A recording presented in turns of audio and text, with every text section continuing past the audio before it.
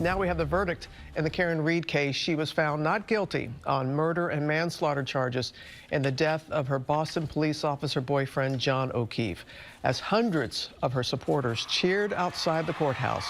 But are her legal troubles over? Chief National Correspondent Matt Gutman is at the court there in Dedham, Massachusetts for us. Good morning, Matt.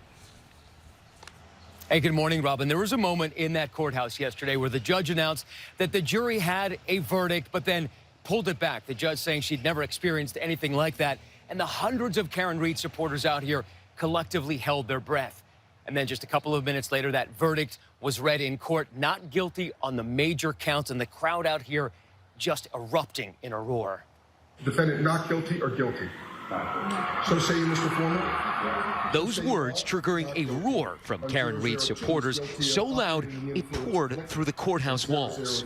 A jury acquitting her of second-degree murder, of manslaughter, and of fleeing the scene in the death of her Boston police officer boyfriend, John O'Keefe. But the jury finding her guilty for driving under the influence. The sentence, a year of probation.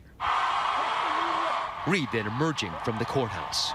Right now, you can hear the cheers of the crowd right there. Alan Jackson, Karen Reed in that light blue suit emerging from the courthouse. You can see that confetti exploding right there. And then addressing that sea of supporters in pink. I could not be standing here without these amazing supporters who have supported me and my team financially and, more importantly, emotionally for almost 4 years. Since the retrial began in April, prosecutors argued this was a cut-and-dried case, saying Reed rammed her SUV into O'Keefe after a night of drinking and left him to die in a blizzard outside a party that included other law enforcement. She was drunk, she hit him, and she left him to die. Reed's defense saying that never happened. There was no collision. There was no collision. There was no collision.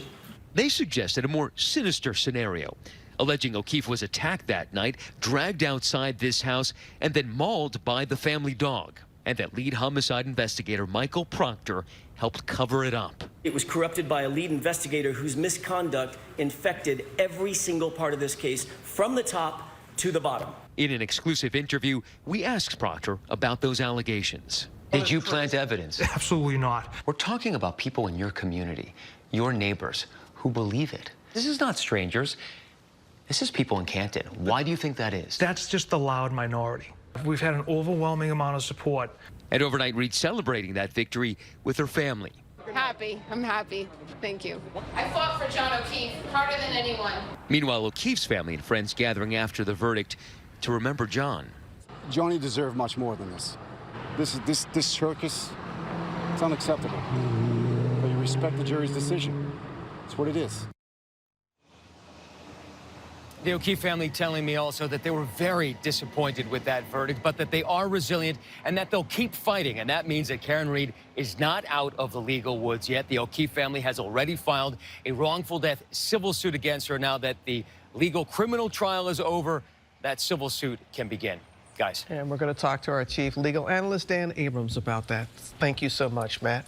So what was different this time compared to the first trial? Look, this case was actually presented better, I think, than the first case by the prosecutors. I think it was more streamlined. I think they had some more evidence in the form of videos, of interviews that she had done where she said things that were potentially incriminating. So when you ask me to compare the cases, I'd say this time the prosecutors did a better, stronger job than they did the first time.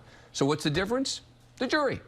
You get a different makeup of jurors in every single case, and in this case, you found a jury who unanimously came back in her favor, with the exception of the one drunk driving charge. And we saw in the piece when she came out, it's like the crowd, her supporters went wild for her. Do you think them showing up every day had an impact in the deliberation? It's crazy at the courthouse, all right? I mean, I remember covering the O.J. Simpson case and other high-profile cases, and when you're at a case like that and you hear all the people screaming, et cetera, every time, you know, you come in, you come out, it has an impact. Now, the jurors were brought in the back, and the goal was to avoid them having any direct interactions with the folks out there. But, you know, you got to ask the question, right? You got to ask yourself, did that have any impact? it's impossible to know. We'll have to hear from the jurors. I want to ask you about the civil cases, but first, do you understand why we had this kind of phenomenon here with the crowds and all that? Look, I think that people decided, in this community in particular, that they felt she'd been mistreated. And I think social media perpetuated it, and I think it gathered these communities of people who joined together to defend Karen Reed. But many were from weren't even from the community. I know. Look, it is definitely one of these social media phenomena. And they would say it's because she was wrongly accused, right?